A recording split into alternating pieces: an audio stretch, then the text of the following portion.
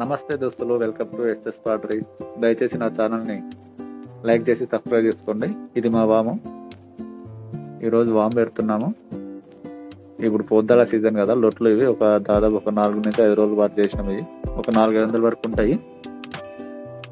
ఇది పొద్దుగాల ఎండ వెళ్ళినప్పుడు బయట వేసుకుంటాము. వాము పెట్టే రోజు ఇది ఖచ్చితంగా ఎండలో ఉండాలి. ఎండలో ఉంటేనే వాములో కాలుతాయి. లేకుంటే ఎండకు లేకుంటే వేడి అంటే మొత్తం పచ్చిగా ఉండి పగిలిపోతాయి. ఏ ఒక్కరు కూడా మిగలదు కాబట్టి పొద్దుగాలను ఎండలు వేసుకుంటాము. కొంచెము పై భాగాన్ని మూతలు వేడెక్కిన తర్వాత మళ్ళీ కింది భాగాన్ని ఎండ తగ్గేటట్లు ఇలా తిప్పుకుంటాం మేము. పైన లోపల భాగాన కింది భాగాన మొత్తం ఎండ తగలాలి కుండకి.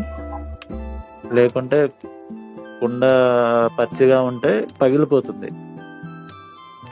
కొంచెం మాత్రం కొంచెం భాగమైన పచ్చిగా ఉంటే మాత్రం కుండ మిగలదు.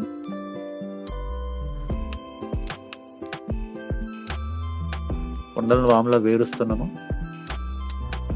కుండలను వాములో వేర్చేటప్పుడు చాలా జాగ్రత్తగా వేరుస్తాము, ఓపికతో. ఏమాత్రం మిస్ అయినా కానీ కుండలు మొత్తం పగిలిపోతాయి, జారిపోతాయి కిందికి. ఒక కుండ జారితే దాంతో పాటు సపోర్ట్గా ఉన్న కుండలు మొత్తం కింద జారుతాయి. ఏ ఒక్కరు కూడా మిగలదు. ఈ వాము మొన్ననే కట్టినాము. దాదాపు 20 రోజులు అవుతుంది ఈ వాము కట్టి. పెద్ద వాము ఒక 500 లొట్టి వరకు పడుతుంది. లొట్లు అయినా బోనం పట్టువలైనా కుండలైనా ఒక 400 నుంచి 500 మధ్యలో పడతాయి. ఈ పైన పెంకలను కప్పుకుంటున్నాము. ఈ మంట పెట్టినప్పుడు మంటలు అనేది బయటకు వెళ్ళనీయకుండా ఈ సందులో కప్పుతాము. ఈ వరి పొట్టు గడ్డి పైన వేసి కవర్ చేస్తాము కుండలు కనపడకుండా. అలాగే మంట కూడా పైన దాకే విధంగా కుండలు తొందరగా కాలనిప్పి పైన ఇది వేస్తాము. ఇవి ఏసీలో మంచిగా కవర్ చేసుకొని సమానంగా చేసుకుంటాము.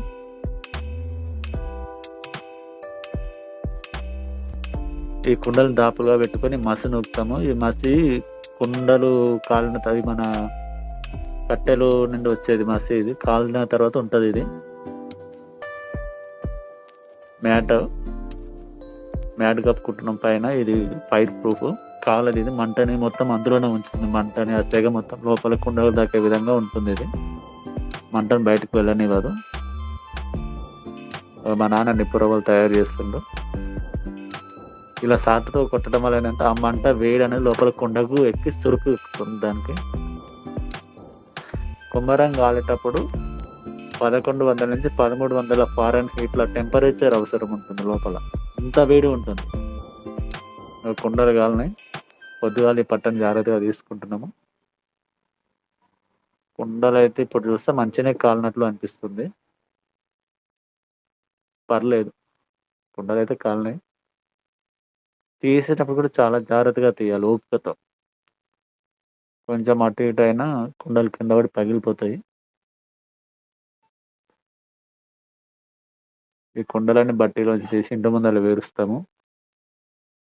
మా ఇల్లు రోడ్డుకు ఉంటుంది.